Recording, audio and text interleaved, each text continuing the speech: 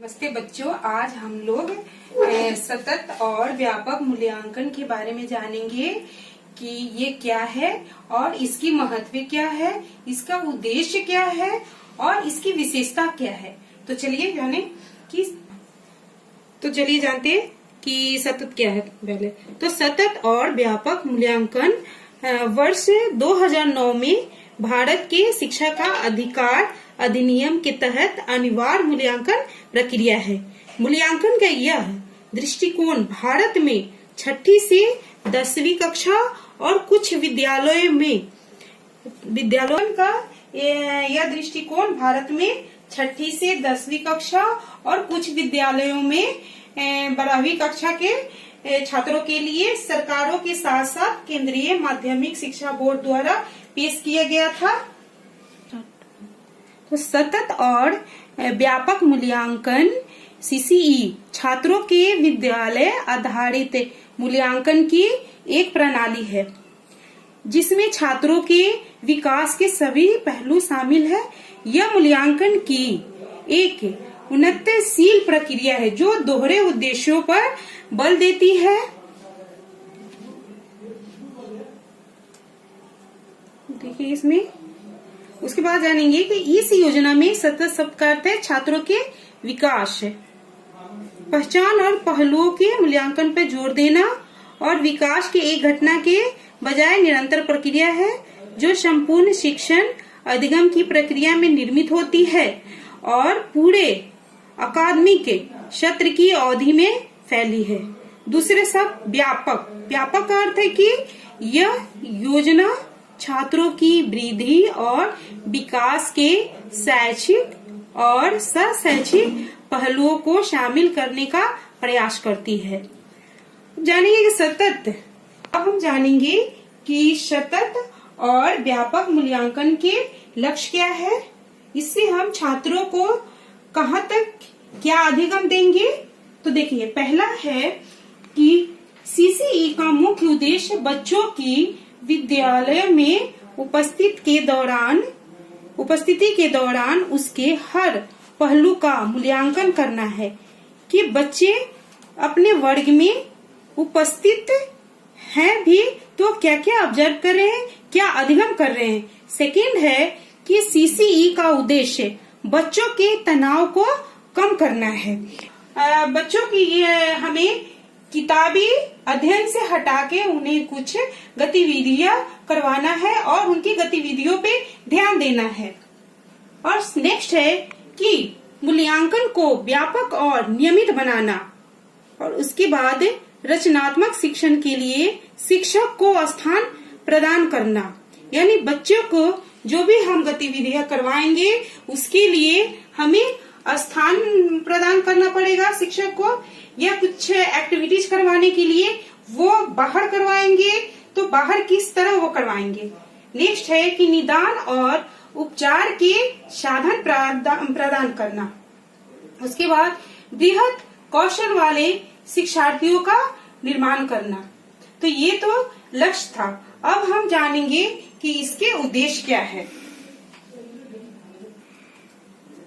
सतत और व्यापक मूल्यांकन के उद्देश्य। तो सतत और व्यापक मूल्यांकन के विविध उद्देश्य हैं।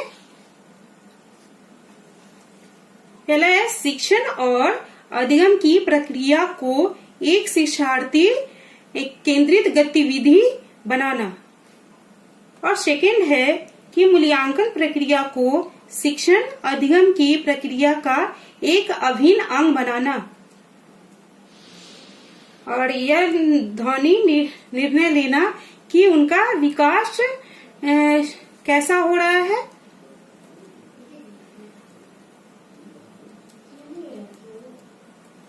नेक्स्ट है आत्म मूल्यांकन के लिए शिक्षार्थियों को अवसर प्रदान करना, यानी कि हमें बच्चों के अपनी रुचि के अनुसार उन्हें गतिविधि करवाए या उन्हें अध्ययन करवाए कि बच्चे किस चीज में इंटरेस्ट ले रहे हैं, उनका जो है विकास किस तरफ हो रहा है। नेक्स्ट है सतत और व्यापक मूल्यांकन की विशेषताएं। तो इसकी विशेषताएं, पहला है कि सीसीई का सतत पहलू मूल्यांकन के निरंतर और आवधिक पहलू का ध्यान रखता है। और सेकेंड इसकी विशेषता है सीसीई का व्यापक घटक बच्चों के व्यक्तित्व के सर्वांगीण विकास के मूल्यांकन का ध्यान रखता है। नेक्स्ट है, इसमें विद्यार्थी के विकास के शैक्षिक के साथ साथ सह शैक्षिक पहलुओं का मूल्यांकन शामिल है। शैक्षिक पहलुओं में पाठ्यक्रम संबंधी क्षेत्र या विषय विशिष्ट क्षेत्र शामिल है, जबकि सह शैक्षिक पहलुओं में जीवन कौशल, सह पाठ्यक्रम संबंधी गतिविधियां, दृष्टिकोण और मान्यताएं शामिल है। सह शैक्षिक क्षेत्रों में मूल्यांकन पहचान मापदंडों के आधार पर कई तकनीकों का उपयोग करके किया जाता है, जबकि जीवन कौशल में आकलन और परीक्षण सूची के संकेतों के आधार पर मूल्यांकन किया जाता है।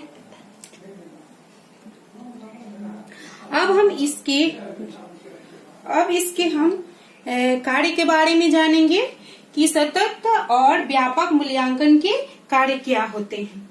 तो पहला है इसका कार्य कि सीसीई शिक्षक को प्रभावी शिक्षण की रणनीतियों को व्यवस्थित करने में सहायता करता है। उसके बाद है कि सतत मूल्यांकन कमजोरियों का निदान करने में सहायता करता है और शिक्षक को कुछ व्यक्तिगत शिक्षार्थियों की जांच की अनुमति देता है। नेक्स्ट है, सतत मूल्यांकन के माध्यम से छात्र अपनी शक्तियों और कमजोरियों को जान सकते हैं। सीसीई दृष्टिकोण और मान्यता प्रणाली में परिवर्तन की पहचान करने में मदद करता है। सीसीई छात्रों की शैक्षिक और शैक्षिक क्षेत्रों में प्रगति पर जानकारी प्रदान करता है, जिसके परिणाम स्वरूप शिक्षार्थियों की भविष्य की सफलता का पूर्वानुमान होता है। हो गया कि सतत व्यापक और मूल्यांकन के महत्व के बारे में। नेक्स्ट हम कल अब इसके बारे में जानेंगे कि ये कितने प्रकार के होते हैं और उसकी क्या इम्पोर्टेंस है। ठीक है।